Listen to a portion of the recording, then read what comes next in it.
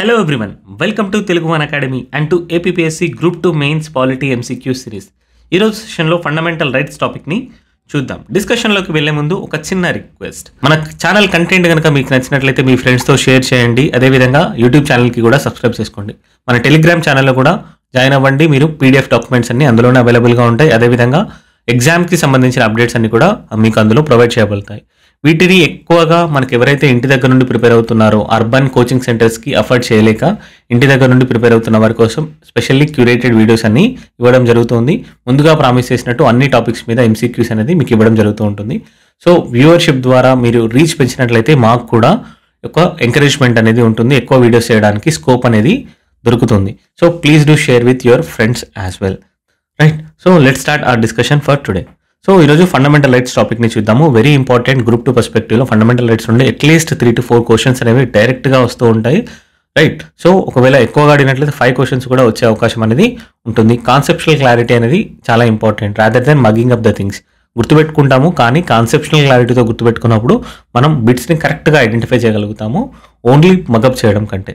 Right, so concept clarity అనేది చాలా బాగా చూసుకోండి, ఈజీగా ఉంటుంది. First question, consider the following statements. All legal rights have been mentioned in the part 3 of the Indian Constitution. Second statement, constitutional rights cannot be altered under any circumstances. Fundamental rights can be enforced directly by the Supreme Court. Which of the following statements given above are correct అని అడుగుతున్నారు. First statement ఏమంటున్నారు, all legal rights have been mentioned in the part 3 of the Indian constitution.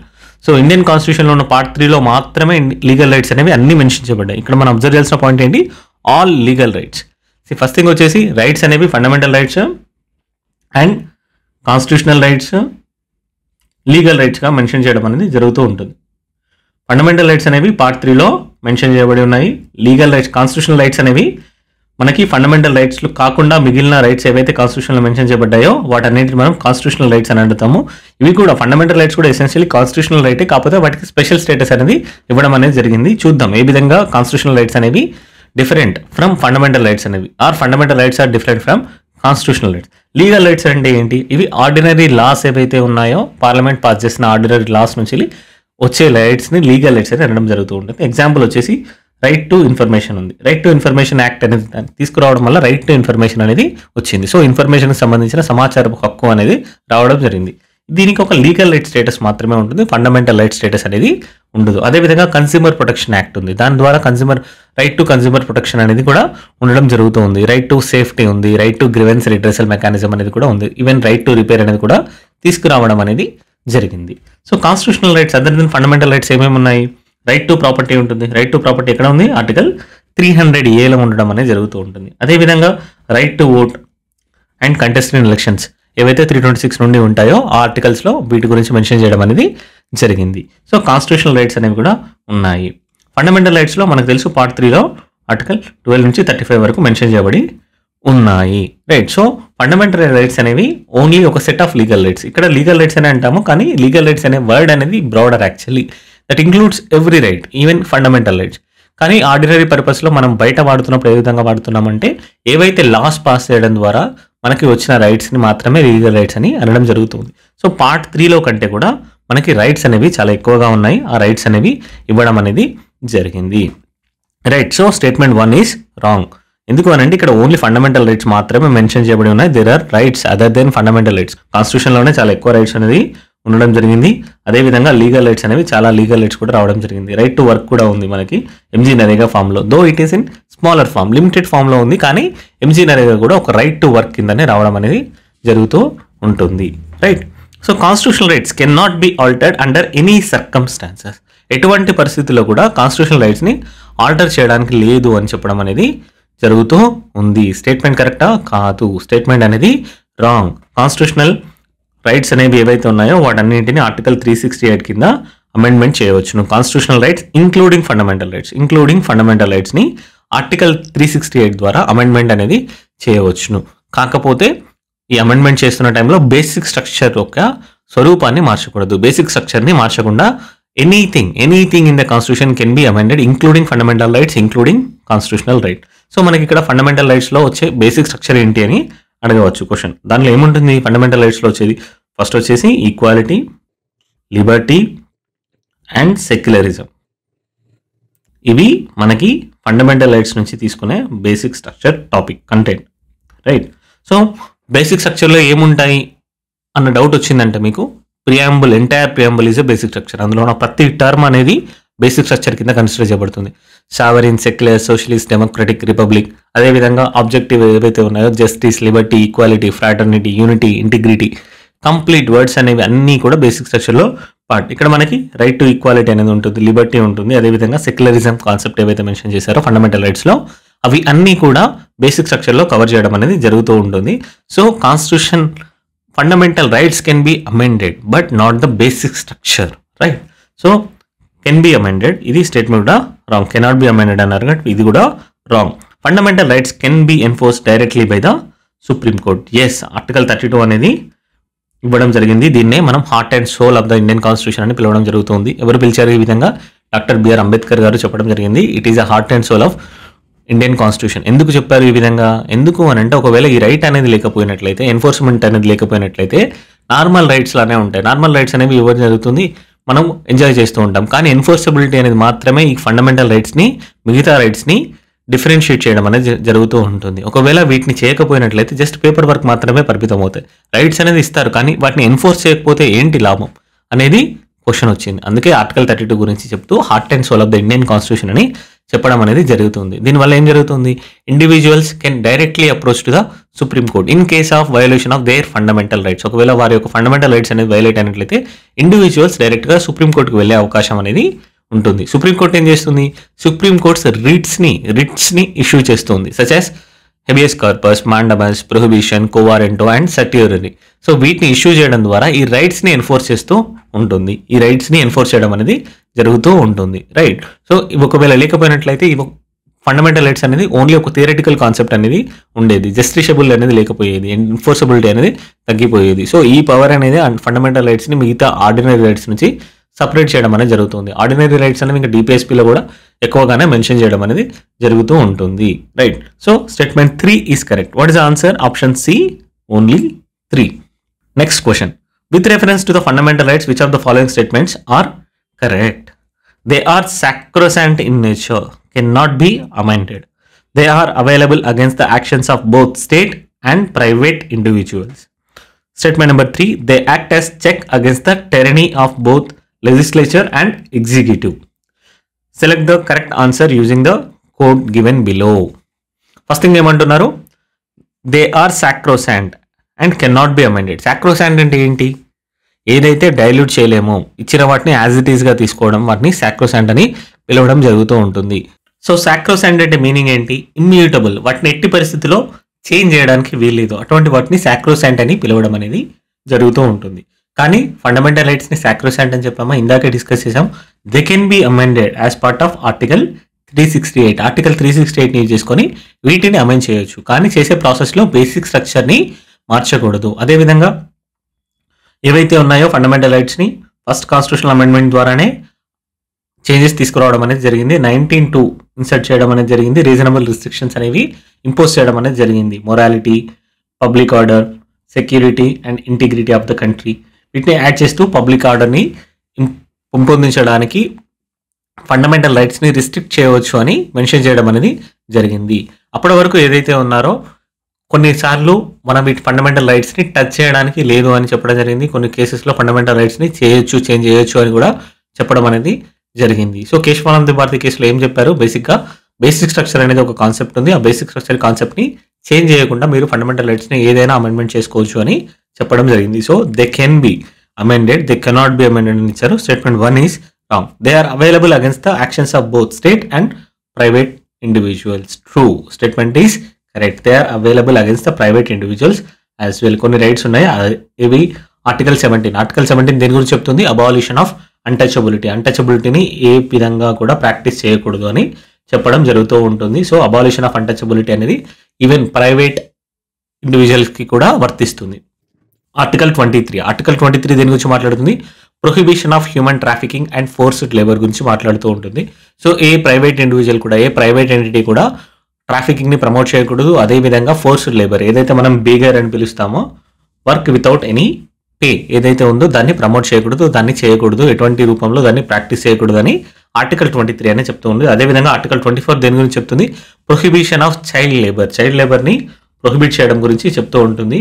So ఈ articles ఏవైతే ఉన్నాయో అవి స్టేట్కి వర్తిస్తాయి, అదేవిధంగా ప్రైవేట్ ఇండివిజువల్స్కి కూడా వర్తించడం జరుగుతూ ఉంటుంది. So statement number 2 is correct. They act as checks against the tyranny of both legislature and executive. Statement is also correct. They act as a check. Fundamental rights మెయిన్గా ఏంటి? ఇవి సేఫ్ గార్డ్ చేస్తూ ఉంటాయి ఇండివిజువల్స్ని ఒక arbitrary action of both legislature and executive, right. So article 13 ఏం చెప్తూ ఉంటుంది? ఏవైతే లాస్ అనేవి ఫండమెంటల్ రైట్స్తో ఇన్కన్సిస్టెంట్గా ఉన్నాయో వాటిని నల్ అండ్ వాయిడ్గా డిక్లేర్ చేయమని ఆర్టికల్ 13 అనేది చెప్తూ ఉంటుంది. అదేవిధంగా ఆర్టికల్ 32 వచ్చేసి ఏదైనా యాక్షన్స్, ఎగ్జిక్యూటివ్ యాక్షన్స్ అయినా ఎవరైనా యాక్షన్స్ అనేవి ఫండమెంటల్ రైట్స్ని ఇన్ఫ్లుయెన్స్ చేసినప్పుడు రైట్ కోర్ట్స్కి వెళ్ళినప్పుడు రిట్స్ జ్యూరిస్డిక్షన్ ఇష్యూ చేసి ఆ యాక్ట్స్ని కూడా నల్ అండ్ వాయిడ్ చేసే అవకాశం అనేది ఉంటుంది. సో ఎగ్జిక్యూటివ్ యొక్క ఆర్బిటరీ యాక్షన్స్కి, ఎగ్జిక్యూటివ్ యొక్క ఎక్సెసెస్కి, లెజిస్లేటివ్ యొక్క ఆర్బిటరీ యాక్షన్స్కి అగేన్స్ట్గా ఇవి ప్రొటెక్ట్ చేయడం అనేది జరుగుతూ ఉంటుంది. ఫండమెంటల్ రైట్స్ అనేవి బేసికలీ సేఫ్ గార్డ్ మెకానిజంగా పనికొస్తూ ఉంటాయి. ఎగ్జిక్యూటివ్ అనేది తన పరిధిని దాటి ఎటువంటి యాక్షన్స్ చేయకుండా, లెజిస్లేచర్ కూడా తనకి ఇచ్చిన అధికారాలకు మించి పవర్స్ అనేవి అబ్జర్వ్ చేసుకోకుండా ఉండడం కోసం అనేది ఈ ఫండమెంటల్ రైట్స్ అనేవి యాక్ట్ చేయడం అనేది జరుగుతూ ఉంటుంది. So statement number 3 is also correct. What is the answer? Option వచ్చేసి option C is the right answer, right. So next question, which of the following fundamental rights are available to both citizens and foreigners except enemy aliens? So fundamental rights అనేవి సిటిజన్స్కి కొన్ని ఇవ్వబడ్డాయి, కొన్ని ఫారినర్స్కి restrict చేయడం జరిగింది. అవి ఏంటి అని అడుగుతున్నారు. Equality of opportunity in matters of public employment, equality before law and equal protection of laws, right to elementary education, and fourth one prohibition of discrimination on the grounds of religion, race, caste, sex or place of birth.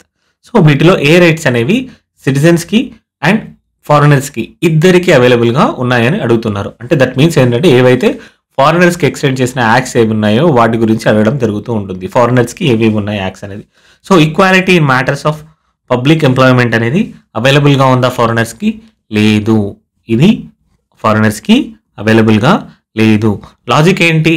Logic వచ్చేసి సింపుల్గా గుర్తుపెట్టుకోండి. ఏవైతే public employment అనేది ఇండియాలోనే చాలా లిమిటెడ్గా ఉంటుంది. Public employment అనేది ఎప్పుడైనా లిమిటెడ్గా ఉంటుంది. సో ఇక్కడ ఫారినర్స్ అని అంటే అన్లిమిటెడ్, ఎక్సెప్ట్ మన 1.5 బిలియన్ పక్కకు పెట్టేస్తే మిగిలిన వాళ్ళు 6.5 బిలియన్ పీపుల్ అందరికీ వచ్చారనుకోండి, అక్కడ వాళ్ళందరికీ మనం రైట్స్ ఫండమెంటల్ రైట్గా గ్యారంటీ ఇస్తే వాళ్ళందరికీ పబ్లిక్ ఎంప్లాయ్మెంట్లో మనం డిస్క్రిమినేషన్, ఎటువంటి డిస్క్రిమినేషన్ లేకుండా మనం తీసుకోలేం కదా. సో 16 ఏం చెప్తూ ఉంది? పబ్లిక్ ఎంప్లాయ్మెంట్లో ఎటువంటి డిస్క్రిమినేషన్ అనేది జరగకూడదు on the based on 6 parameters చెప్పింది. ఆ పారామీటర్స్ ఏమేమి చెప్తుంది? రిలీజియన్ చెప్తుంది, రేస్ చెప్తుంది, right, religion, race, caste, sex, place of birth, అదేవిధంగా డిసెంట్, వీటి గురించి చెప్తూ వీటి మీద, ఈ పారామీటర్స్ మీద ఎటువంటి డిస్క్రిమినేషన్ అనేది జరగకూడదు అని చెప్తూ ఉంటుంది. కానీ మనకు అది పాసిబుల్ అవుతుందా? పబ్లిక్ ఎంప్లాయ్మెంట్ అనేది అందరికీ ఈ పారామీటర్స్ మాత్రమే కన్సిడర్ చేసి ఎంప్లాయ్మెంట్ ఇవ్వగలుగుతామా? ఇవ్వలేము. అందువల్లనే ఆర్టికల్ 16 అనేది అప్లికబుల్ అవ్వదు. అదేవిధంగా ఆర్టికల్ 15 కూడా అప్లికబుల్ అవ్వదు. సో ఆర్టికల్ 15 దేని గురించి చెప్తుంది? Prohibition of discrimination on the grounds of religion, race, sex, place of birth, caste, వీటి గురించి, వీటి మీద, ఈ పారామీటర్స్ మీద ఎవరిని, ఇండివిజువల్స్ని డిస్క్రిమినేట్ చేయకూడదు అని చెప్తూ ఉంటుంది. కానీ ఒకవేళ ఫారినర్స్ ఇండియాలోకి వచ్చారనుకోండి, మనం ప్రొటెక్టివ్ డిస్క్రిమినేషన్ ఫస్ట్ ప్రియారిటీ ఎవరికి ఇస్తాం? మన సిటిజన్స్కి ఇస్తాం. సో సిటిజన్స్కి ఇవ్వాలి అనుకున్నప్పుడు వాటిని ఏ విధంగా డిస్క్రిమినేట్ చేయకపోతే మనకి పాసిబుల్ అవుతుందా? అవ్వదు. సో ఆర్టికల్ 15, 16 అనేది అప్లికబుల్ అవ్వదు. అదేవిధంగా ఆర్టికల్ 19 కూడా అప్లికబుల్ అవ్వదు. ఆర్టికల్ 19 ఏం చెప్తుంది? రైట్ టు ఫ్రీడమ్, లిబర్టీ ఉంటుంది. లిబర్టీ గురించి చెప్తుంది. ఇవి ఫ్రీడమ్ ఆఫ్ స్పీచ్ గురించి మాట్లాడడం జరుగుతూ ఉంటుంది. సో ఫ్రీడమ్ ఆఫ్ స్పీచ్ అనేది ఫారినర్స్కి వచ్చినప్పుడు వారికి మాట్లాడడం అలో చేస్తే కేఆస్ అనేది రావచ్చు, రైట్. సొసైటీలో గొడవలు, ఇష్యూస్ అవ్వచ్చు. సో ఎంతవరకు అయితే మన సిటిజన్స్ వరకు ఇచ్చేసి మన సిటిజన్స్ వరకు మాత్రమే ప్రొటెక్ట్ చేయడం అనేది జరుగుతూ ఉంది. అదేవిధంగా ఆర్టికల్ 29 అండ్ ఆర్టికల్ 30 ఇవి కూడా ఫారినర్స్కి అప్లికబుల్ అవ్వవు. 29 ఏం చెప్తుంది? కల్చరల్, ఎడ్యుకేషనల్ రైట్స్ గురించి చెప్తూ ఉంటుంది. 30 ఏం చెప్తుంది? Right to establish and administer educational institutions of their choice అని చెప్పడం జరుగుతూ ఉంటుంది. ఇక్కడ వచ్చేసి కల్చరల్ రైట్స్ అనేవి ఓన్లీ ఇండియన్స్లో ఉన్న వారికి మాత్రమే ఇవ్వడం అనేది జరుగుతూ ఉంటుంది. స్పెషల్లీ ఈ రెండు వచ్చేసి మైనారిటీ రైట్స్ గురించి మాట్లాడడం జరుగుతూ ఉంటుంది. So minority cultural and educational rights అన్నాం అనుకోండి, ప్రతి ఒక్కరూ ఇక్కడ వచ్చినప్పుడు వాళ్ళు మైనారిటీ అయ్యే అవకాశం అనేది ఉంటుంది ఇండియా నుంచి వెళ్ళి. సో 29 ఏం చెప్తూ ఉంది? ఎవరైనా స్పెషల్ స్క్రిప్ట్ ఉన్న, లాంగ్వేజ్ ఉన్న అండ్ కల్చర్ ఉన్న దాన్ని ప్రొటెక్ట్ చేసుకోవచ్చు అని చెప్తుంది సింపుల్గా. సో మైనారిటీస్కి or any sections of the society అని కూడా చెప్పడం జరుగుతూ ఉంటుంది. ఒకవేళ ఫారినర్స్ ఇండియాకి వచ్చారనుకోండి, వాళ్ళు ఖచ్చితంగా మైనారిటీస్ అయ్యే ఛాన్సెస్ అనేది ఉంటుంది. వారికి ఖచ్చితంగా డిస్టింక్ట్ లాంగ్వేజ్ ఆర్ కల్చర్ ఉందనుకోండి, ప్రొటెక్ట్ చేసుకుంటారు. సో ప్రతి ఒక్కరు అబ్సల్యూట్లీ చూసుకున్నట్లయితే ప్రతి దేశం నుంచి కొంతమంది వచ్చారంటే అందరూ మైనారిటీస్ అయిపోతారు. సో మనం అందరికీ రైట్స్ అనేవి ఎక్స్టెండ్ చేయలేము. సో ఇండియాలో ఉన్న ఎవరైతే మైనారిటీస్ ఉన్నారో వారికే ప్రియారిటీ ఇవ్వడం అనేది జరుగుతూ ఉంటుంది. సో 30 కూడా ఆర్టికల్ 30 కూడా సేమ్. ఆర్టికల్ 30 ఏంటంటే ఎడ్యుకేషనల్ ఇన్స్టిట్యూషన్ని ఎస్టాబ్లిష్ చేసుకొని వాటిని అడ్మినిస్ట్రేట్ చేసుకునే ఛాన్స్ అనేది ఇవ్వడం జరుగుతుంది. దీన్ని ఫారినర్స్ అందరికీ ఇవ్వరు. గుర్తుపెట్టుకోండి, ఆర్టికల్ 15, 16, 19, 29, 30 ఇవి ఫారినర్స్కి ఇవ్వబడదు. డిస్క్రిమినేషన్, మనం ఫారినర్స్ని డిస్క్రిమినేట్ చేయకుండా చూడలేము. 16 ఎంప్లాయ్మెంట్ అందరికీ ఇవ్వలేము. 19 అందరూ ఏ విధంగా మాట్లాడితే ఆ విధంగా మాట్లాడడానికి అలో చేయలేము. ఇవి cultural and educational rights, minority rights ఏవైతే ఉన్నాయో వాటి గురించి డిస్కస్ చేస్తాయి. వర్చువల్గా ఇండియాకి వచ్చి సెటిల్ అయిపోతే అందరూ మైనారిటీస్ లానే ట్రీట్ చేయబడతారు. అందరినీ మనం ప్రొటెక్ట్ చేయాలంటే కుదరదు. రైట్. సో ఈ విధంగా గుర్తుపెట్టుకోండి. వెరీ ఇంపార్టెంట్ టాపిక్, క్వశ్చన్స్ వస్తూ ఉంటాయి ఈ టాపిక్లో నుండి రెగ్యులర్గా. So equality before law and equal protection of laws అనేది ఎక్స్టెండ్ చేయబడుతూ ఉంటుంది. ఈ ఆర్టికల్ అనేది ఎక్స్టెండ్ చేయబడుతూ ఉంటుంది. So it ensures non discriminations in the enforcement of laws. So right to elementary education, right to లైఫ్లో పార్ట్గా రైట్ టు ఎలిమెంటరీ ఎడ్యుకేషన్ కూడా ఇవ్వడం అనేది జరుగుతుంది. రైట్ టు లైఫ్ వచ్చేసి right to life and personal బట్టి ఆర్టికల్ 21లో ఉంటుంది. ఆర్టికల్ 21 అనేది ఫారినర్స్ కూడా ఎక్స్టెండ్ చేయడం అనేది జరుగుతూ ఉంటుంది. So prohibition of discrimination on grounds of religion, race, caste, sex or place of birth. ఇందాకే చూసాము ఆర్టికల్ 15 అనేది ఫారినర్స్కి ఎక్స్టెండ్ అవ్వదు. ఆర్టికల్ 15 అనేది ఫారినర్స్కి ఎక్స్టెండ్ అవ్వదు. What is the answer? Option B, only 2 and 3. Next question. With reference to fundamental rights, consider the following statements. Supreme Court in Shankari Prasad case 1951 upheld that Parliament doesn't have the power to amend the fundamental rights. In Keshavananda Bharati case, Supreme Court upheld that constituent power of the Parliament under Article 368 doesn't enable it to alter the basic structure. Option number 3. Right to property is a fundamental right mentioned in the Part 3 of the Indian Constitution. Right. So statement 1లో ఏం చెప్తున్నారు? Shankari Prasad case అనేది 1951లో upheld చేసింది. Parliament అనేది power అనేది లేదు fundamental రైట్స్కి amend చేయడానికి అని చెప్తున్నారు. పార్లమెంట్ అనేది ఫండమెంటల్ రైట్స్కి అమెండ్మెంట్ చేయాల్సిన పవర్ అనేది లేదు, పార్లమెంట్కి ఈ పవర్ లేదు అని చెప్పడం జరిగింది. కానీ ఏం చెప్పింది? ఎగ్జాక్ట్లీ రివర్స్గా చెప్తూ ఉంటుంది. Parliament has the absolute power to amend any part of the constitution అని చెప్పడం జరుగుతూ ఉంటుంది. శాంకరీ ప్రసాద్ కేసులో 1951లో వచ్చింది. ఫస్ట్ కేసులో బేసిక్ స్ట్రక్చర్ ఇటువంటి ఏ కాన్సెప్ట్ ఉండదు. పార్లమెంట్ అనేది ఒక సావరిన్ బాడీ లాగా ట్రీట్ చేయబడుతూ ఉంటుంది ఆ టైం వరకు. సో సావరిన్ బాడీ అన్నప్పుడు ఏం చేస్తుంది? It can make anything, it can amend any part of the constitution అని చెప్పడం అనేది జరుగుతూ ఉంటుంది. అండ్ ఒకవేళ కాన్స్టిట్యూషనల్ అమెండ్మెంట్ అనేది ఫండమెంటల్ రైట్స్ని వైలేట్ చేస్తుంది అన్న దాని మీద గ్రౌండ్గా మనం దాన్ని నల్లిఫై చేయలేమని కూడా చెప్తూ ఉంటుంది. It cannot be challenged on the grounds it is violating fundamental rights అని చెప్తూ ఉంటుంది. సో శాంకరీ ప్రసాద్ కేసులో ఏం చెప్తారు? పార్లమెంట్ అనేది ఏమైనా చేయొచ్చు అని చెప్పడం అనేది జరుగుతూ ఉంటుంది. Right.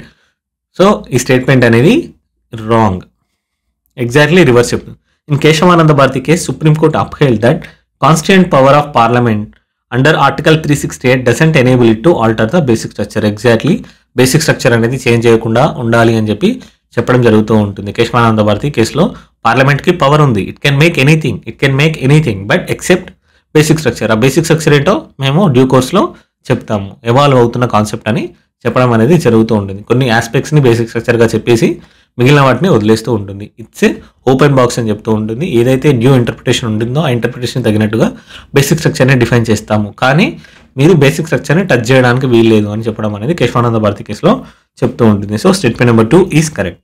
Right to property is a fundamental right mentioned in the part 3 of the Indian constitution. ఒరిజినల్గా ఆర్టికల్ 31 కింద రైట్ టు ప్రాపర్టీని మెన్షన్ చేయడం అనేది జరుగుతూ ఉంటుంది. కానీ 44th కాన్స్టిట్యూషనల్ అమెండ్మెంట్ యాక్ట్ 1978లో దీన్ని ఫండమెంటల్ రైట్స్ నుంచి తీసేసి కాన్స్టిట్యూషనల్ రైట్స్గా చేయడం అనేది జరిగింది. ఆర్టికల్ 300A కింద దీన్ని షిఫ్ట్ చేయడం అనేది జరిగిపోయింది. సో అప్పటి వరకు ఉన్న ఫండమెంటల్ రైట్ కాన్సెప్ట్ ఏదైతే ఉందో ఒకేసారి కాన్స్టిట్యూషనల్ రైట్ ఉంది. డిఫరెన్స్ ఏంటి? ఒకవేళ ప్రాపర్టీ రైట్ అనేది యాక్ట్ వైలేట్ అయినట్లయితే వీళ్ళు ఆర్టికల్ 2 కింద డైరెక్ట్గా సుప్రీం కోర్టుకి వెళ్ళే ఛాన్స్ అనేది ఉండదు. ఆర్ ఆర్టికల్ 226 కింద హైకోర్టుకి వెళ్ళే డైరెక్ట్ ఛాన్స్ అనేది ఉండదు. Still they can go through it, but writs అనేవి ఇష్యూ చేయడానికి ఛాన్స్ అనేది ఉండదు. ఒకవేళ ఫండమెంటల్ రైట్స్ అనేది వైలేట్ అయినట్లయితే వెంటనే హెబియస్ కార్పస్, మ్యాండమస్, సెటియరీ, కో వారెంటో ఈ రిట్స్ని యూజ్ చేసేసి వెంటనే వారి యొక్క జస్టిస్ని సీక్ చేయొచ్చు, ఎన్ఫోర్సబుల్ చేసుకోవచ్చు. కానీ ఇక్కడ ఏంటి ఆర్డినరీ లా ప్రాసెస్ అనేది ఫాలో అవ్వాల్సిన అవసరం అనేది ఉంటుంది. That is the difference between fundamental rights and constitutional rights. So ఇక్కడ ఏంటి అని అంటే ఇది కూడా wrong.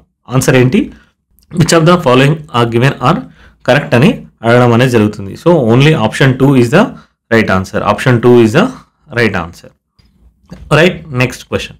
What do we mean when we say fundamental rights are not absolute? Fundamental rights అనేవి అబ్సల్యూట్ కాదు అన్నప్పుడు వాటి యొక్క మీనింగ్ ఏంటి అని అడుగుతున్నారు. They can be repealed, they act as limitation on executive, they are subject to reasonable restrictions. Option D both A and C are correct అని అడగడం జరుగుతూ ఉంటుంది. Fundamental rights are not absolute అంటే ఏంటి, మీనింగ్ ఏంటి? It means that they are subjected to certain reasonable restrictions. Fundamental rights ఇచ్చారు కదా, right to freedom of speech and expression ఇచ్చారు కదా అని చెప్పేసి ఏది పడితే అది మాట్లాడడానికి మనకి వీలు లేదు. పబ్లిక్ ఆర్డర్ అనేది ఉంటుంది, డీసెన్సీ ఉంటుంది, మొరాలిటీ ఉంటుంది, even security and integrity of the country ఉంటుంది. సో వీటన్నింటిని even friendly relationship with foreign states అనేది కూడా డిస్టర్బ్ అవ్వకుండా ఉండాలి. మన మాటల వల్ల ఎవరు హర్ట్ అవ్వకూడదు, రైట్? సో డిఫమేషన్ కూడా అవ్వకూడదు, డీసెన్సీ అనేది ఖచ్చితంగా ఉండాలి, మొరాలిటీ అనేది మెయింటైన్ చేస్తూ ఉండాలి. సో ఇవన్నీ రిస్ట్రిక్షన్స్ అనేవి ఫండమెంటల్ రైట్స్ మీద ఉన్నాయి, అబ్సల్యూట్ అనేది కానే కాదు, రైట్? సో ప్రతి ఒక్క ఫండమెంటల్ రైట్స్ మీద కొన్ని ఇంపోజిషన్స్ అనేవి, లిమిటేషన్స్ అనేవి వస్తూనే ఉంటాయి. సో రీజనబుల్ రిస్ట్రిక్షన్స్ అనేవి ఉన్నాయి. సో ఒకసారి ఆప్షన్స్ని కూడా చూద్దాం. They can be repealed. Repealed అనడం వల్ల ఫండమెంటల్ రైట్స్ నాట్ అబ్సల్యూట్ అనేది కాదు. And more over they can be repealed only under article 368. Repealed అనే కాన్సెప్ట్ ఉండదు. They can only be amended. Amendment అనేది మాత్రమే చేయగలుగుతారు అండర్ ఆర్టికల్ 368 కింద మాత్రమే. సో ఇది అనేది అబ్సల్యూట్నెస్కి కారణం కాదు. So they act as a limitation on the executive. True, statement is true, but how is it related to the not absoluteness? Absoluteness కాదు అనడానికి ఇది లిమిటేషన్ అనేది ఏ విధంగా ఉపయోగపడుతుంది అనేది ఇక్కడ లింక్ అనేది లేదు, కోరిలేషన్ అనేది మిస్ అవుతుంది. సో అందువల్ల స్టేట్మెంట్ అనేది కరెక్ట్ అయినా కూడా ఇక్కడ రిలవెన్స్ అనేది లేదు కాబట్టి ఇచ్చిన క్వశ్చన్కి ఇది కూడా wrong answer. They are subject to reasonable restriction. Yes reasonable restrictions అనేవి ఉంటాయి. అందువల్లనే ఫండమెంటల్ రైట్స్ అనేవి though they are guaranteed by the courts, they are unfettered or అన్లిమిటెడ్గా ఉండవు. State can impose certain reasonable restrictions. ఏవైతే ఫ్రీడమ్ ఆఫ్ స్పీచ్ కింద ఉన్నాయో వాటి కింద ఉంటుంది. Sovereignty, integrity of the country, public order, decency, morality, even incitement to offence కూడా ఇందులో యాడ్ చేయడం అనేది జరుగుతూ ఉంటుంది. So even right to equality ఏదైతే ఉందో ఆర్టికల్ 14 ఉందో అందులో కూడా మనకి ఏవైతే పాజిటివ్ డిస్క్రిమినేషన్కి, ప్రొటెక్షన్కి మనం అలో చేస్తూ ఉంటాము, రైట్? సో ఇంటెలిజిబుల్ డిఫరెన్షియా అనేది ఇంపార్టెంట్ అని చెప్పడం అనేది జరుగుతూ ఉంటుంది. సో ఆన్సర్ వచ్చేసి option C. The term law as in Article 13 includes which of the following? So article 13 అనేది ఏ పాయింట్స్ని ఇంక్లూడ్ చేస్తూ ఉంటుంది అని చెబుతూ ఉన్నారు. ఫస్ట్ థింగ్ వచ్చేసి laws enacted by the parliament or state legislative assembly, ordinances issued by president or governor, executive legislation such as order, regulations, bylaws, etc. Non-legislative sources of law such as customs or usage having force of law, right? So laws enacted by the parliament or state legislature.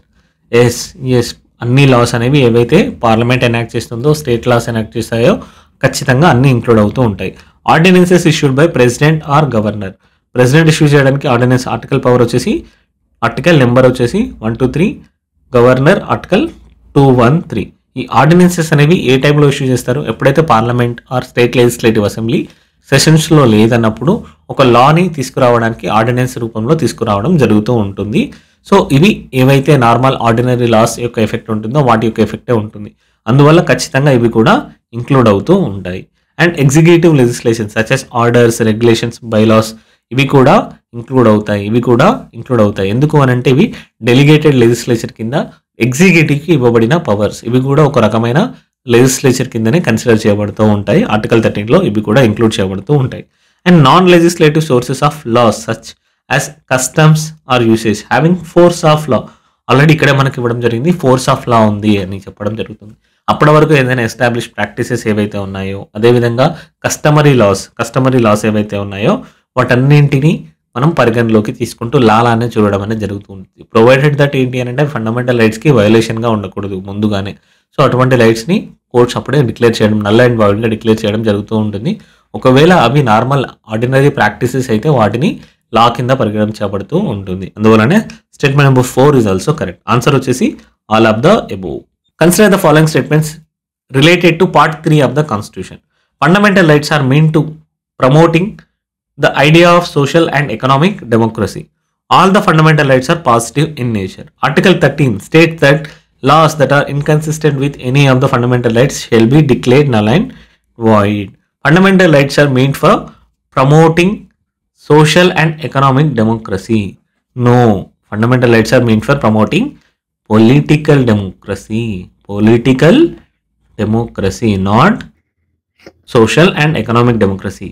Social and economic డెమోక్రసీని ఏవి promote చేస్తాయి? DPSPs promote చేయడం అనేది జరుగుతూ ఉంటుంది. Political డెమోక్రసీని ఏ విధంగా promote చేస్తాయి? Fundamental rights అనేవి, రైట్ టు ఈక్వాలిటీ ఉంది, అదేవిధంగా లిబర్టీ అనే కాన్సెప్ట్ అనేది ఉంది. దీనివల్ల they can form association, they can participate in any political process. ఓటింగ్లో కూడా వాళ్ళు స్వేచ్ఛగా పాల్గొనగలుగుతారు. అదేవిధంగా డెమోక్రటిక్ గవర్నెన్స్లో యాక్టివ్ పార్టిసిపేషన్ అనేది చేయగలుగుతారు. సో అందువల్లనే వీళ్ళకి పొలిటికల్ డెమోక్రసీ అనేది ఇవ్వడం జరుగుతూ ఉంటుంది.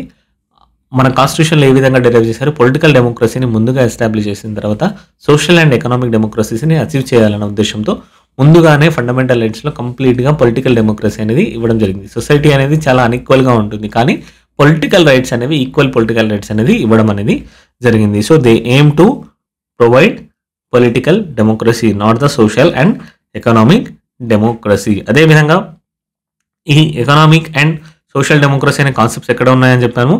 ఆర్టికల్ ఏవైతే ఉన్నాయో ఫండమెంటల్ రైట్స్ కాకుండా ఉన్న మిగతా రైట్స్ ఏవైతే జస్టిసబుల్ లేకుండా ఉన్న రైట్స్ ఏంటి? డిపిఎస్పీస్ ఉంటాయి, అందులో మెన్షన్ చేయడం జరుగుతూ ఉంటుంది. ఆర్టికల్ 38 ఉంటుంది. 38 దేని గురించి మాట్లాడుతుంది? మినిమైజింగ్ ద ఇన్ఈక్వాలిటీస్ గురించి మాట్లాడుతుంది. ఆర్టికల్ 39 ఉంది. 39 దేని గురించి మాట్లాడుతుంది?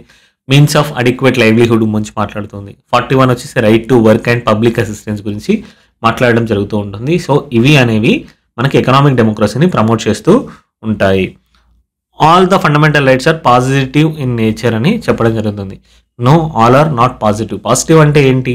అవి ఓన్లీ ఎనేబులింగ్ ప్రొవిజన్స్ మాత్రమే ఇవ్వడం జరుగుతూ ఉంటుంది. నెగిటివ్ అని అంటే ఏంటి? రిస్ట్రిక్షన్స్, స్టేట్ యొక్క పవర్ మీద రిస్ట్రిక్షన్స్ అనేవి ఇంపోజ్ చేయడం అనేది జరుగుతూ ఉంటుంది. మనకి తెలుసు ఆర్టికల్స్ కొన్ని నెగిటివ్గా కూడా ఉండడం అనేది జరుగుతూ ఉంటుంది. సో పాజిటివ్ ఆస్పెక్ట్ ఏంటి? ఫస్ట్ వచ్చేసి అవి కొన్ని స్టాట్యూట్స్ తీసుకొచ్చి కొన్ని ఎనేబులింగ్ ప్రొవిజన్స్ అనేవి సిటిజన్స్కి ఇవ్వాల్సిన అవసరం అనేది ఉంటుంది. ఎగ్జాంపుల్ వచ్చి రైట్ టు ఎడ్యుకేషన్ తీసుకుందాం. రైట్ టు ఎడ్యుకేషన్ అనేది ఒక free and compulsory elementary education అనేది పీపుల్కి ఇవ్వాల్సిన అవసరం అనేది ఉంటుంది. దానికోసం గవర్నమెంట్ అనేది రిసోర్సెస్ని ఎస్టాబ్లిష్ చేసి ఇవ్వడం జరుగుతుంది. So it is positive in nature. It is acting as a positive force for government to do something. గవర్నమెంట్ని యాక్టివ్గా కొన్ని పనులు చేయడానికి ఎంకరేజ్ చేస్తూ ఉంటుంది, రిసోర్సెస్ ఎస్టాబ్లిష్ చేయడానికి ఎంకరేజ్ చేస్తుంది. నెగిటివ్ అన్నప్పుడు ఏంటి అని అంటే గవర్నమెంట్ని రిస్ట్రిక్ట్ చేస్తుంది, గవర్నమెంట్ యొక్క పవర్ని లిమిట్ చేస్తూ ఉంటుంది. ఎగ్జాంపుల్ వచ్చేసి article 9 freedom of speech and expression ఉంది. So freedom of speech and ఎక్స్ప్రెషన్ని ఆర్బిటరీగా కట్టైల్ చేయకూడదు, రీజనబుల్ రిస్ట్రిక్షన్స్ వరకు మాత్రమే రిస్ట్రిక్ట్ చేయాలి. మిగతా వేటి మీద మళ్ళీ వాటిని రిస్ట్రిక్ట్ చేయకూడదు. గవర్నమెంట్ని క్రిటిసైజ్ చేస్తున్నారు, పాజిటివ్ వేలో కన్స్ట్రక్టివ్ క్రిటిసైజ్ చేస్తున్నారు, దాన్ని రిస్ట్రిక్ట్ చేయడానికి వీలు లేదు. ఒకవేళ సెక్యూరిటీ, మొరాలిటీ ఏదైతే దెబ్బతింటుందో, పబ్లిక్ ఆర్డర్ దెబ్బతింటుందో ఆ గ్రౌండ్స్ మీద మాత్రమే రిస్ట్రిక్ట్ చేయడానికి ఛాన్స్ ఉంటుంది, కానీ మిగిలిన వాటి మీద చేయడానికి ఉండదు. అదేవిధంగా ఆర్టికల్ 20 ఉంది. ఎక్స్పోక్స్ ఫస్ట్లో లాస్ అనేవి ఇంప్లిమెంట్ చేయకూడదు అని చెప్పడం జరుగుతూ ఉంటుంది. ఇప్పుడు ఏదైతే లాస్ ఉన్నాయో వాటిని మళ్ళీ అమెండ్ చేసేసి వాటి కింద పనిష్ చేస్తాను నేను అనేది చెప్పకూడదు. సో ఎక్స్పోస్ట్ ఫ్యాక్టో లాస్ అనేవి ఇంప్లిమెంటేషన్ అనేది చేయకూడదు అని చెప్తూ ఉండేది. సో ఎసెన్షియల్గా నెగిటివ్ రైట్స్ అనేటప్పుడు ఏంటంటే స్టేట్ అనేది కొన్ని మ్యాటర్స్లో ఇంటర్ఫేర్ అవ్వకూడదు, స్టేట్ మీద ఒక లిమిటేషన్ అనేది తీసుకురావడం జరుగుతూ ఉంటుంది. So all fundamental rights are positive అన్నప్పుడు no, they are some are negative in nature as well. So statement is also wrong.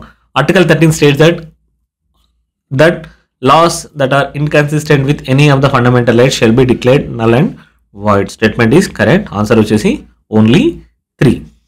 The rights provided in Part 3 of the Constitution are called fundamental rights because the rights exist under the rules of legal system in the country.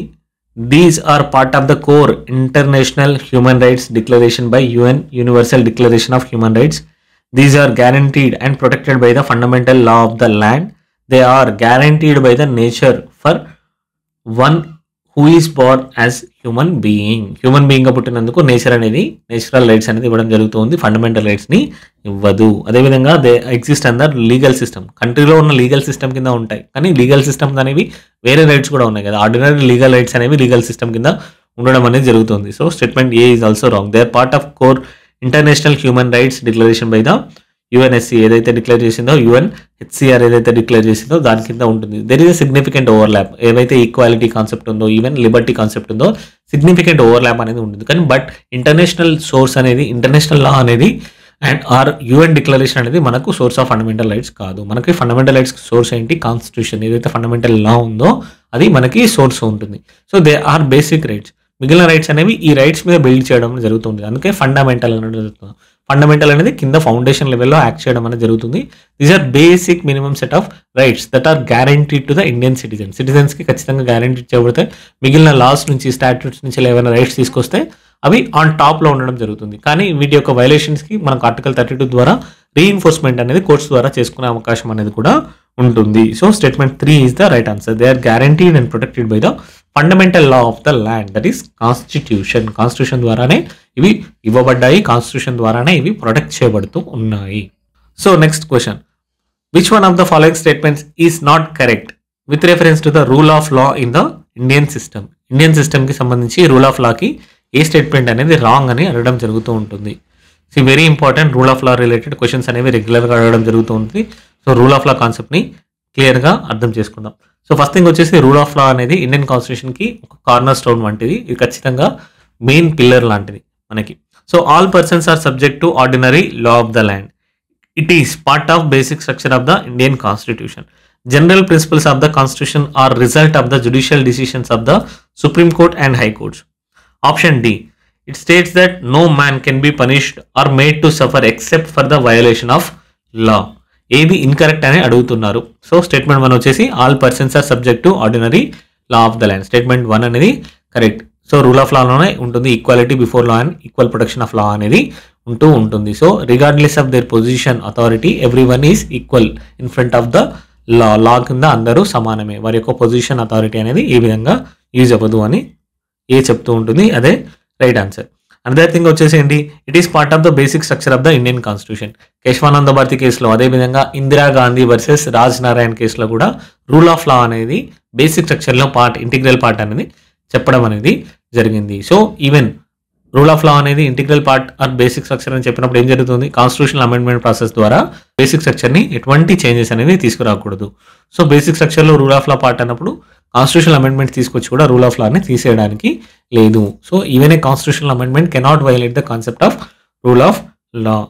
So statement B is also correct. General principles of the constitution are result of the judicial decision of the supreme court. ఇందులో ఏం చెప్తున్నారు, constitution యొక్క provisions ఏవైతే ఉన్నాయో supreme court యొక్క decisions యొక్క outcome అని అంటున్నారు. ఈ విధంగా చేశారా? నో, ఈ విధంగా చేయలేరు.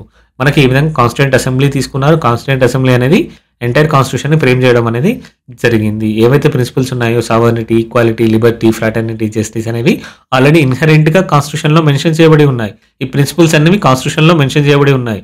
ఈవెన్ ప్రియాంబుల్లో కూడా మనం ముందే చూసాము, ఇవన్నీ అందులో ఆల్రెడీ ఉన్నాయి. జ్యుడిషియల్ ఏం చేస్తుంది, ఓన్లీ ఇంటర్ప్రిట్ చేస్తుంది, వీటిని అప్హోల్డ్ చేయడం అనేది జరుగుతూ ఉంటుంది. ఈవెన్ ఎక్స్ప్లెనేషన్ కూడా ఇవ్వడం అనేది జరుగుతూ ఉంటుంది. సో ఆల్రెడీ ఈ జనరల్ ప్రిన్సిపల్స్ ఏవైతే ఉన్నాయో కాన్స్టిట్యూషన్లోనే ఇంగ్రీడియంట్గా, ఇంటర్నల్ పార్ట్గా ఉండడం అనేది జరిగింది. So they are derived from the text of constitution itself, not from any judicial decision. So statement number 3 is wrong. So incorrect అని అడుగుతున్నారు కాబట్టి మనకు రైట్ ఆన్సర్ అనేది ఇదే అవుతుంది. సో మనం చూస్ చేసుకోవాల్సిన ఆప్షన్ ఏంటి? Option C. So fourth one ఏం చెప్తున్నారు, sir no man can be punished or made to suffer except for the violation of law. So rule of లాలో ఇంటిగ్రల్ ప్రిన్సిపల్స్ ఎవరైతే రూల్ ఆఫ్ లాని వైలేట్ చేస్తారో వారిని మాత్రమే పనిష్ చేయాలని చెప్తూ ఉంటుంది. ఆర్టికల్ 21 ఏం చెప్తుంది, no person can be deprived of his life and personal liberty except in violation of law except according to the procedure mention in the act or law అని చెప్పడం అనేది జరుగుతూ ఉంటుంది. So procedure establish by law ప్రకారం మాత్రమే తన యొక్క life and లిబర్టీని deprive చేయాలి అని చెప్పడం జరుగుతూ ఉంటుంది. ఈవెన్ ఇక్కడ ప్రొసీజర్ ఎస్టాబ్లిష్ బై లా కూడా మనకి మేనకా గాంధీ కేసు ద్వారా రిప్లేస్ చేయడం జరిగింది. మేనకా గాంధీ కేసులో ఏం చేయడం జరిగింది, డ్యూ ప్రాసెస్ ఆఫ్ లాని ఇంట్రడ్యూస్ చేయడం జరిగింది. డ్యూ ప్రాసెస్ ఆఫ్ లాని ఇంట్రడ్యూస్ చేయడం అనేది జరిగింది. Right. So next question, article 5(1) of the Constitution of India prohibits discrimination against citizens on the grounds only of religion, ethnicity, caste, sex, place of birth, or any of them.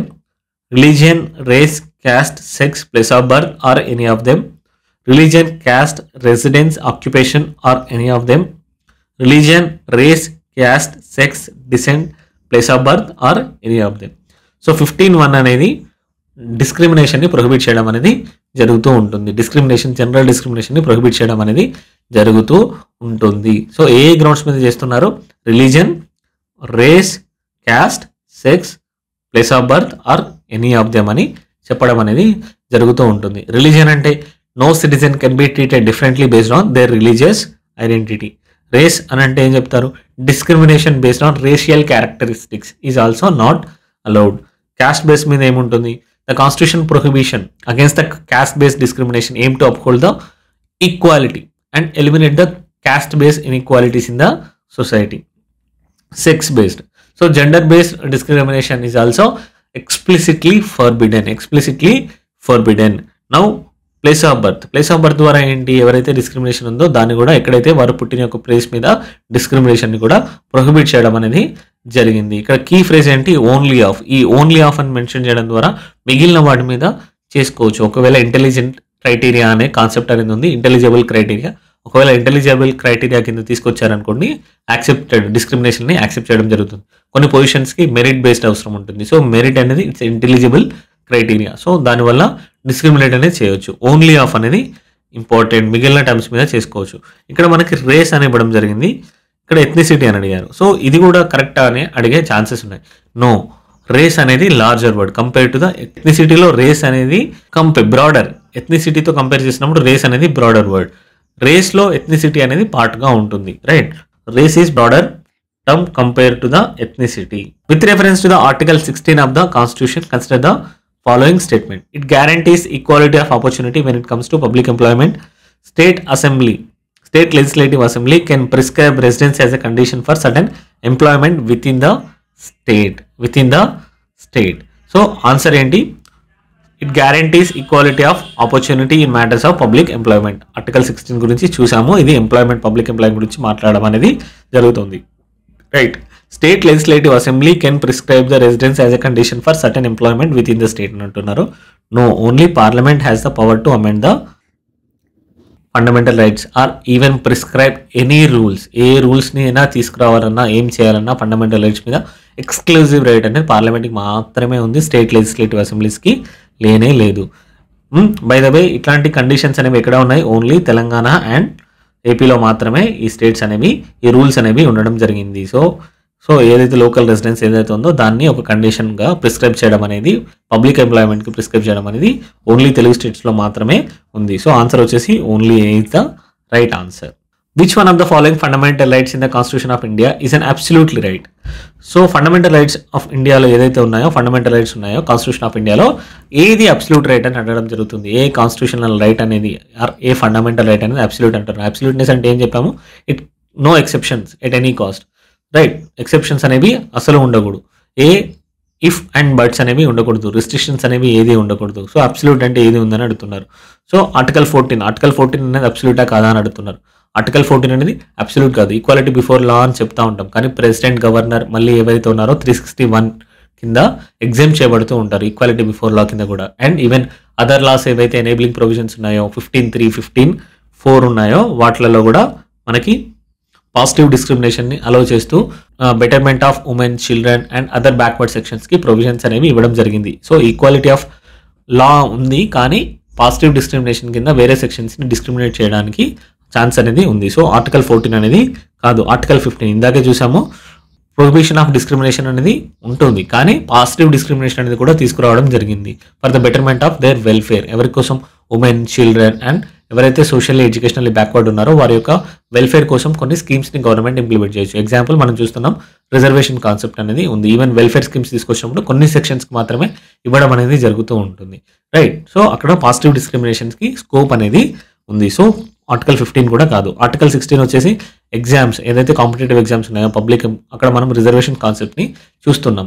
We talk about prohibition of discrimination. Still కొన్ని reservations అనేది ఇవ్వడం జరిగింది. ఎందుకోసం? Social జస్టిస్ని promote చేయడం కోసం.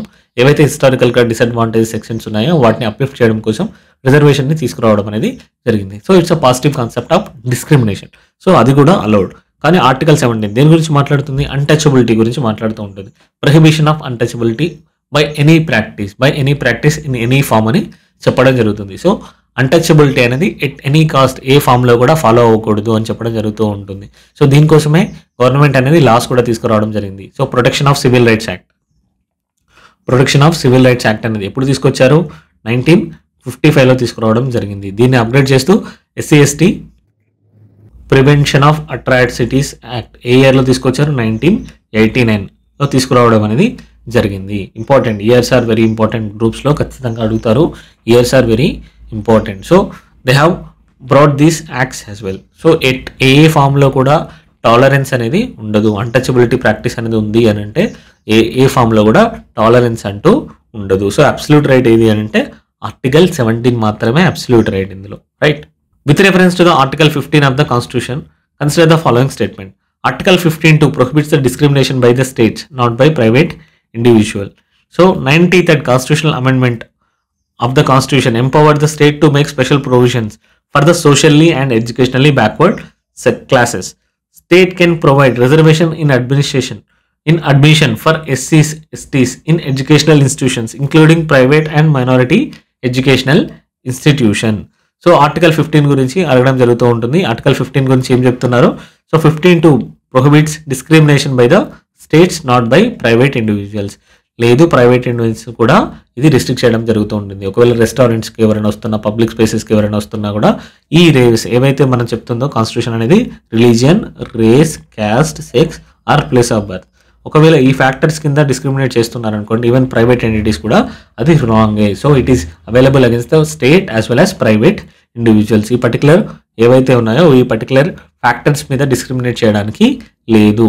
ఒకవేళ వాళ్ళు ఒక రెస్టారెంట్ని నడుపుతున్నారు అనుకోండి, ఆ రెస్టారెంట్లోకి ఎంట్రీ అనేది వీటి మీద ప్రొహిబిట్ చేశారనుకోండి, they are violating the article 15. Private individuals కూడా అప్లికబుల్ అనేది అవుతుంది. So option 1 is, statement 1 is wrong.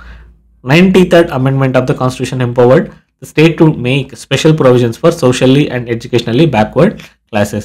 Statement is correct. ఎవరైతే ఉన్నారో సోషల్లీ ఎడ్యుకేషనల్ బ్యాక్వర్డ్ క్లాసెస్ ఉన్నారో, అదేవిధంగా ఎస్సీ ఎస్టీస్ ఎవరైతే ఉన్నారో వారికి ఎడ్యుకేషనల్ ఇన్స్టిట్యూషన్స్లో అడ్మిషన్స్ కోసం ఒక స్పెషల్ ప్రొవిజన్స్ అనేది కూడా తీసుకురావడం అనేది జరిగింది. ఎడ్యుకేషనల్ ఇన్స్టిట్యూషన్స్లో తీసుకురావడం అనేది జరిగింది. కానీ ఇవి మైనారిటీ ఇన్స్టిట్యూషన్స్లో అప్లికబుల్ కావు. మైనారిటీ ఇన్స్టిట్యూషన్స్లో అప్లికబుల్ అవ్వవు. ఓన్లీ ప్రైవేట్ ఇన్స్టిట్యూషన్స్, అదేవిధంగా గవర్నమెంట్ స్టేట్ రన్ చేస్తున్న ఇన్స్టిట్యూషన్స్లో మాత్రమే ఉంటాయి. మైనారిటీ ఇన్స్టిట్యూషన్స్లో వీరికి అడ్మిషన్ అంటూ ఉండదు, ఆర్ రిజర్వేషన్స్ అంటూ ఉండవు. ఒకవేళ అడ్మిషన్ అయినా కూడా రిజర్వేషన్ కాన్సెప్ట్ అనేది మైనారిటీ ఇన్స్టిట్యూషన్స్కి ఎక్స్టెండ్ అయితే అవ్వదు. So statement 3 is also wrong.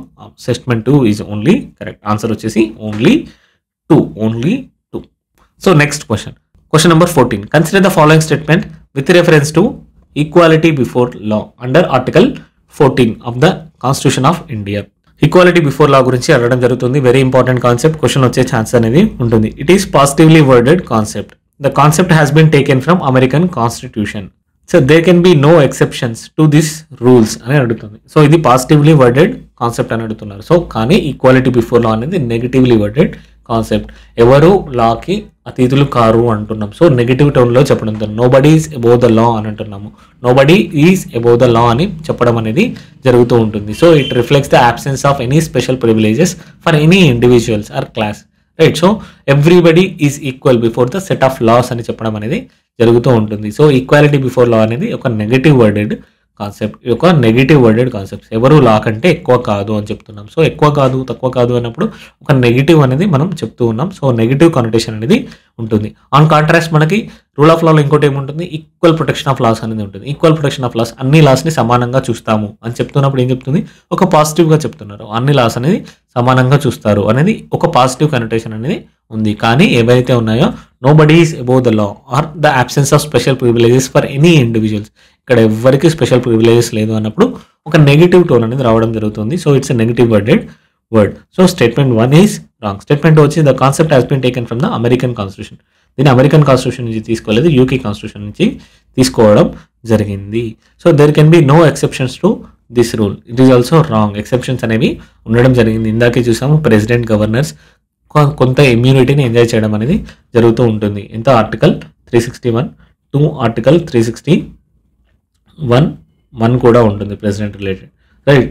So ఈ ఆర్టికల్స్ కింద వారికి ఇమ్యూనిటీ అనేది ఉండడం జరుగుతుంది. ఈవెన్ ఫారెన్ డిప్లొమాట్స్ ఎవరైతే ఇండియాలో వచ్చి ఉన్నారో వారికి కూడా ఇంటర్నేషనల్ లా కింద ఇమ్యూనిటీ అనేది ఉండడం జరుగుతుంది. అండ్ ఈవెన్ స్పెషల్ ప్రొవిజన్స్ అనేవి ఆర్మ్డ్ ఫోర్సెస్కి ఉన్నాయి, ఎస్సీ ఎస్టీ రిజర్వేషన్స్ అనేవి ఉన్నాయి. సో ఆర్టికల్ 14 అనేది కూడా అబ్సల్యూట్ అనేది కాదు. సో ఇది కూడా wrong. So what is the right answer? Right answer వచ్చేసి none of the above is the right answer. With reference to article 22, which of the following statements are correct? The person is arrested on the grounds of suspicion. The safeguards are also applicable to person who is arrested under the preventive detention procedures. Parliament and state legislature have the concurrent power to make the laws on preventive detention. So article 22 దేని గురించి మాట్లాడుతూ ఉంటుంది? Article 22 వచ్చేసి protection in cases of arrest and detention గురించి మాట్లాడుతూ ఉంటుంది. 22 అనేది arrest and detention అవుతున్నప్పుడు పర్సన్స్కి ఎటువంటి ప్రొటెక్షన్ అనేది ఉంటుంది వాటి గురించి డిస్కస్ చేస్తూ ఉంటుంది. Article 22 discusses about the protection in cases of arrest and detention and arrest గురించి మాట్లాడుతూ ఉంటుంది. So mere it's arrested on the grounds of suspicion. The person is arrested on the grounds of suspicion. So suspicion person మీద arrest అయిన వారి గురించి ఇది discuss అనేది చేయదు. ఆర్టికల్ 22 అనేది డిస్కస్ చేయదు. దీని గురించి సిఆర్పిసిలోనే మెన్షన్ చేయడం జరిగింది.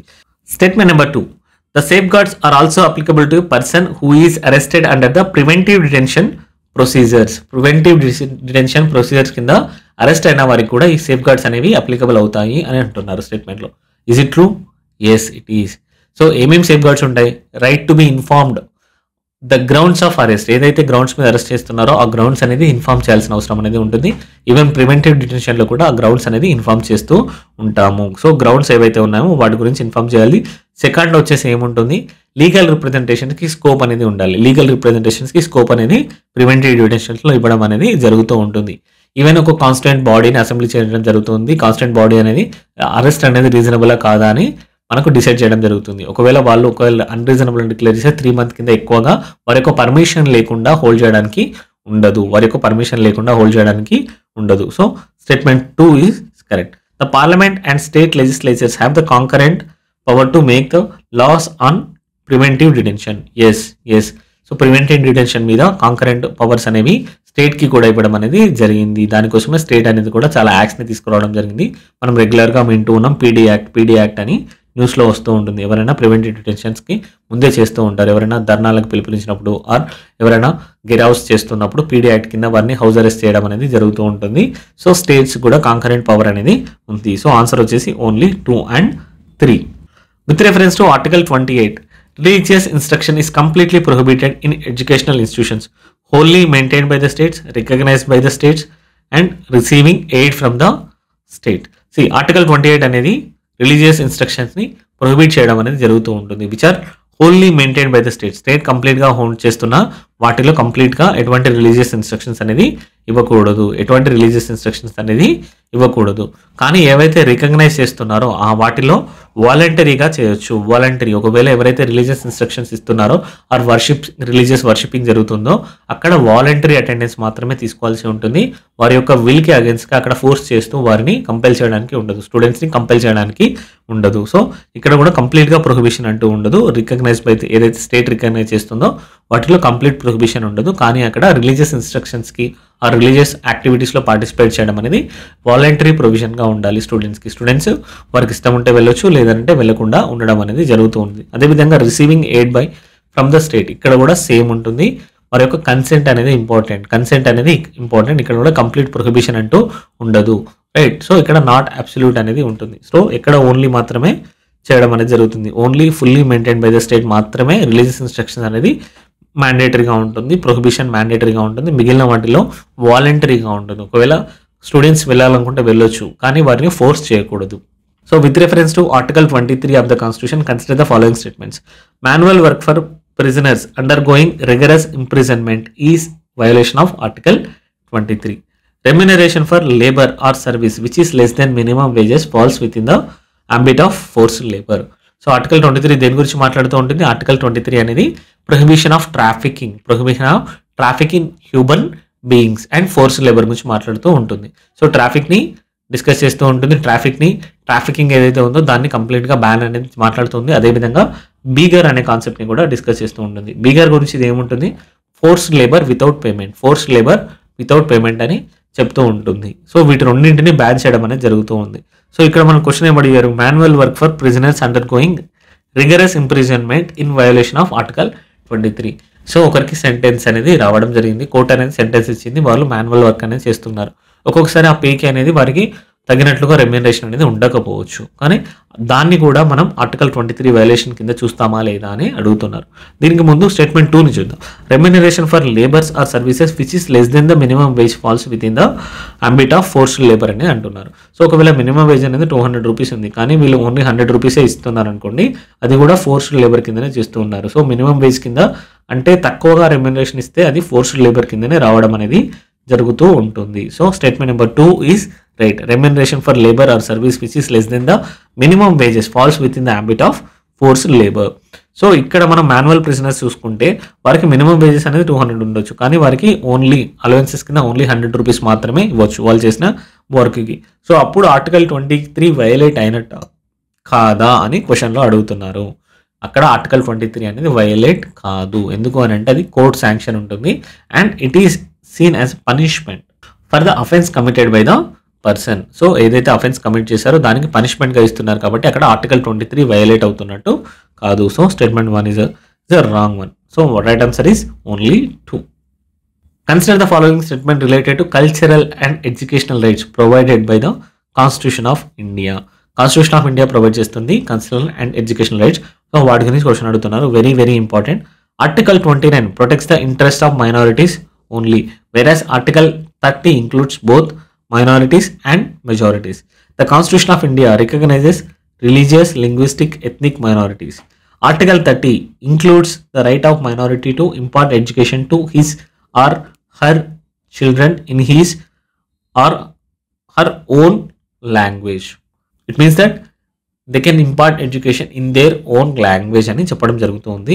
ఆర్టికల్ 29, 30 చాలా చాలా ఇంపార్టెంట్. రెగ్యులర్గా క్వశ్చన్స్ అడగడం జరుగుతూ ఉంటుంది. 29 అనేది ఎడ్యుకేషన్ రైట్స్ గురించి మాట్లాడుతుంది, కల్చరల్ అండ్ ఎడ్యుకేషనల్ రైట్స్ గురించి మాట్లాడుతుంది. 30 వచ్చేసి ఓన్లీ ఎడ్యుకేషనల్ గురించి, they right to establish their own educational institutions గురించి మాట్లాడడం అనేది జరుగుతుంది. సో 29 అనేది దేని గురించి ప్రొటెక్ట్ చేస్తూ ఉంటుంది? 29 talks about minorities and majorities both the sections. 29 దేని గురించి మాట్లాడుతుంది?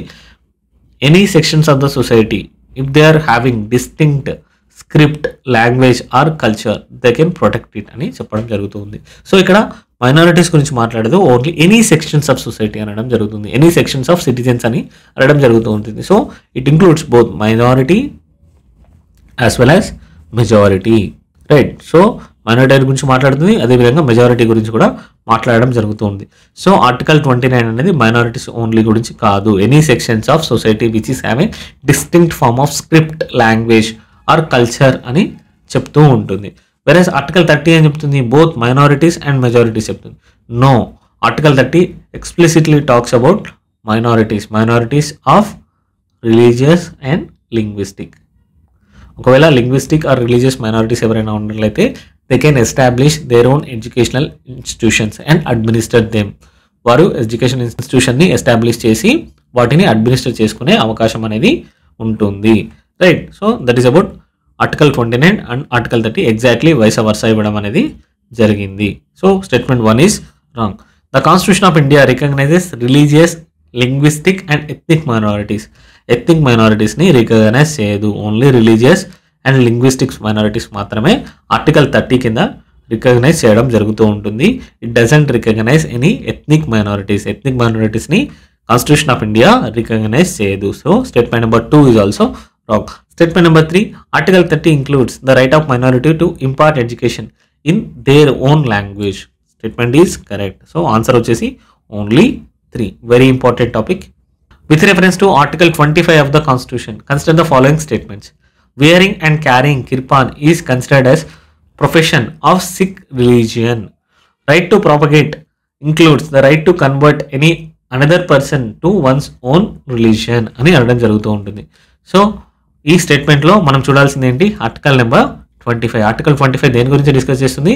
Right to freedom of religion. Article 25 discusses about right to freedom of religion, right. So freedom of religion అనేది అబ్సల్యూట్ రైట్ అనేది కాదు, దీనికి కూడా కొన్ని రిస్ట్రిక్షన్స్ అనేవి ఉండడం జరిగింది, రీజనబుల్ రిస్ట్రిక్షన్స్ అనేవి ఉండడం జరిగింది. ఎసెన్షియల్గా ఫ్రీడమ్ ఆఫ్ రిలీజియన్ ఏం చెప్తూ ఉంది? ఫ్రీడమ్ ఆఫ్ కాన్షియన్స్ని ప్రమోట్ చేస్తూ ఉంటుంది, అదేవిధంగా freedom to profess, practice, propagate religion of their choice. కానీ ఇవన్నీ అబ్సల్యూట్ కాదు, రీజనబుల్ రిస్ట్రిక్షన్స్ అనేవి అప్లికబుల్ ఉన్నాయి. ఏవైతే పబ్లిక్ ఆర్డర్ ఉందో, మొరాలిటీ ఉందో, హెల్త్ ఉందో, వీటన్నింటి మీద వీటిని రిస్ట్రిక్ట్ చేసే అవకాశం అనేది ఉంది. మోర్ ఇంపార్టెంట్లీ ఏంటంటే other provisions in the fundamental rights అని చెప్పడం జరిగింది. ఒకవేళ రిలీజియస్ రైట్స్ అనేవి వేరే వాటితో కాన్ఫ్రంట్ అయినట్లయితే వేరే ఫండమెంటల్ రైట్స్కి ప్రియారిటీ ఇవ్వడం అనేది మనం చూస్తూ ఉన్నాము. దాని యొక్క రీజన్ ఏంటి అని అంటే రీజనబుల్ రిస్ట్రిక్షన్స్ కింద other provisions related to fundamental rights అనేది ఇవ్వడం జరిగింది. సో కోర్ట్ కేసెస్లో చాలా వరకు ఏం చేశారంటే ఏవైతే మిగిలిన ఎక్స్ప్రెషన్స్ ఉన్నాయో వాటికే ప్రియారిటీ ఇవ్వడం జరిగింది. రిలీజియస్ ఇన్స్ట్రక్షన్స్ అనేది ఫండమెంటల్ రైట్స్లో ప్రియారిటీ అనేది లిబర్టీకి ముందు ఇచ్చేసి తర్వాతనే రిలీజన్కి ఇవ్వడం అనేది జరుగుతూ ఉంది. మనం వాటిని చూస్తూ ఉన్నాం. ఇక్కడ రీజనబుల్ రిస్ట్రిక్షన్స్ కింద other provisions related to fundamental rights అని కూడా ఇవ్వడం జరిగింది. So public order, morality, health. So ఈ ఇష్యూస్ కింద ఈ రీజనబుల్ రిస్ట్రిక్షన్స్ కింద ఫ్రీడమ్ ఆఫ్ రిలీజన్ని కట్టైల్ చేసే అవకాశం అనేది ఉంటుంది. So wearing and carrying kirpan is considered as a profession of Sikh religion. Absolutely true. Sikh religion ఎక్స్ప్లిసిట్గా పర్మిషన్ అనేది ఇవ్వడం జరిగింది. ఎందుకు అనంటే వారి యొక్క ఎసెన్షియల్ ఆస్పెక్ట్ ఆఫ్ రిలీజియన్ కింద దీన్ని కన్సిడర్ చేస్తూ ఎక్సెప్షన్స్ అనేది ఇవ్వడం అనేది జరిగింది. అదేవిధంగా right to propagate includes right to convert other persons to once own religion అనేది కాదు. ద టర్మ్ ప్రాపగేట్ అనేది ఇక్కడ ఇంటర్ప్రిటేషన్ అనేది చేయడం జరిగింది. డిఫరెంట్ ఇంటర్ప్రిటేషన్ అనేది చేయడం జరిగింది. ఓన్లీ పర్సువేట్ చేయొచ్చు, కానీ force right to convert others అనేది రాదు. ఒక ఫోర్స్, కోర్షన్ అంటూ ఏది ఉండదు. కన్వర్షన్ అనేది ఉండకూడదు. ఫ్రాడ్స్, అల్యూర్మెంట్స్ ఇచ్చి ఎటువంటి కన్వర్షన్స్ చేయకూడదని government and even supreme court of India కేటగిరికల్గా చెప్పడం అనేది జరిగింది. So statement number 2 is wrong. Answer వచ్చేసి only 1. So question number 20. Article 32 confers the right to remedies for the enforcement of fundamental rights. Consider the following statements. Parliament can suspend these rights during a national emergency. Supreme Court has a sole authority to issue writs for the enforcement of fundamental rights. ఇక్కడ ఏమడుతున్నారు, article 32 గురించి మాట్లాడడం అనేది జరిగింది. Article 32 యొక్క significance ఏంటి అనేది ముందు మనం చూసాము. దీన్ని heart and soul of the Indian constitution అని డాక్టర్ బిఆర్ అంబేద్కర్ గారు చెప్పడం జరిగింది. ఎందుకు? It guarantees the right to approach supreme court for the enforcement of fundamental rights and even people approach it provides remedies in the form of writs. Writs ఇవ్వడం ద్వారా వారి యొక్క fundamental rights violate అయినట్టయితే వారికి రెమెడీ అనేది ఇవ్వడం అనేది జరుగుతూ ఉంటుంది. సో ఫండమెంటల్ రైట్స్ అనేవి ఎప్పుడు సస్పెండ్ అవుతూ ఉంటాయి? నేషనల్ ఎమర్జెన్సీ టైంలో, except article 20 and 21. So right to life and Liberty అనేది ఎప్పుడు కూడా మనకి సస్పెండ్ అవ్వవు. 20, 21 అనేది సస్పెండ్ అవ్వవు. 19 అనేది ఆటోమేటిక్గా సస్పెండ్ అవుతుంది. 20, 21 ఎట్ ఎనీ కాస్ట్ అనేవి సస్పెండ్ అవ్వవు. రైట్. అదేవిధంగా ఏవైతే రైట్స్ అనేవి నేషనల్ ఎమర్జెన్సీ ప్రొక్లైమ్ చేస్తున్నప్పుడు మెన్షన్ చేసిన రైట్స్ మాత్రమే మనకి కట్టైల్ అవుతాయి ఆర్ అవి సస్పెండ్ అవ్వడం అనేది జరుగుతూ ఉంటుంది.